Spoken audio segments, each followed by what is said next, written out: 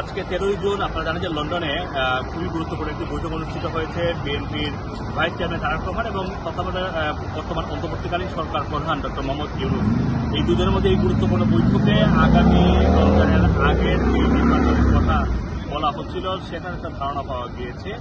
মূলত দুজনের এই একান্ত বৈঠক প্রায় 1 ঘন্টারও বেশি সময় ধরে অনুষ্ঠিত হয় এবং বৈঠকের পরে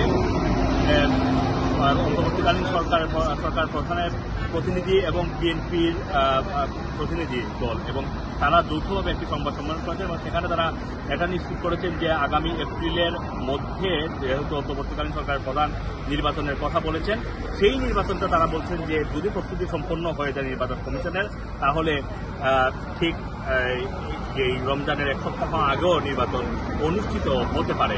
বিএনপি দীর্ঘদিন ধরে এই নির্বাচনের দাবি জানিয়ে আসছে যে ডিসেম্বরের মধ্যেই নির্বাচন, এবং এই নির্বাচনকে ঘিরে বিএনপির সাথে এক ধরনের মনস্তাত্ত্বিক লড়াই চলছিল এই অন্তর্বর্তীকালীন সরকার এবং অন্যান্য কিছু রাজনৈতিক দলেরা। আমরা দেখছিলাম যে নির্বাচনের ব্যাপারে অন্তর্বর্তীকালীন সরকারের যে সিদ্ধান্ত, সেই সিদ্ধান্তের প্রতি তাদের সমর্থন ছিল। সুতরাং এক ধরনের রাজনৈতিক যে দ্বন্দ্ব, সেটা মনস্তাত্ত্বিক লড়াই, এবং মনে হচ্ছিল যে অন্তর্বর্তীকালীন সরকার প্রধানের বাংলাদেশে ফেরত যাওয়ার পরে যদি এই বিষয়টা আজকে চূড়ান্ত না হতো, তাহলে হয়তো তিনি বাংলাদেশে যাওয়ার পরে এই মনস্তাত্ত্বিক লড়াইটা মাঠের লড়াই হিসেবে হতো। এবং ডক্টর ইউনূস হয়তো এই কারণে যে তেমন কোনো এই অথবা ঝুঁকি নিতে চাননি।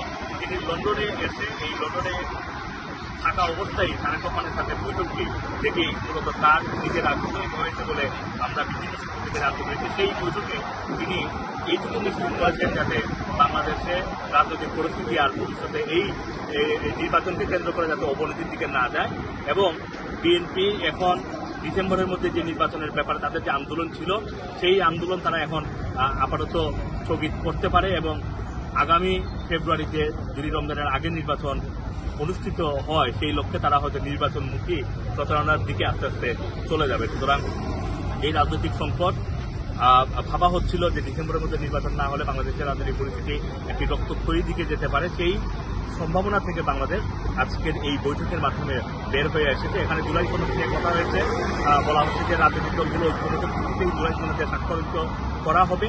সুতরাং এখানেও বোঝা যাচ্ছে যে বিএনপি একটু নমনীয় অবস্থানে চলে গিয়েছে।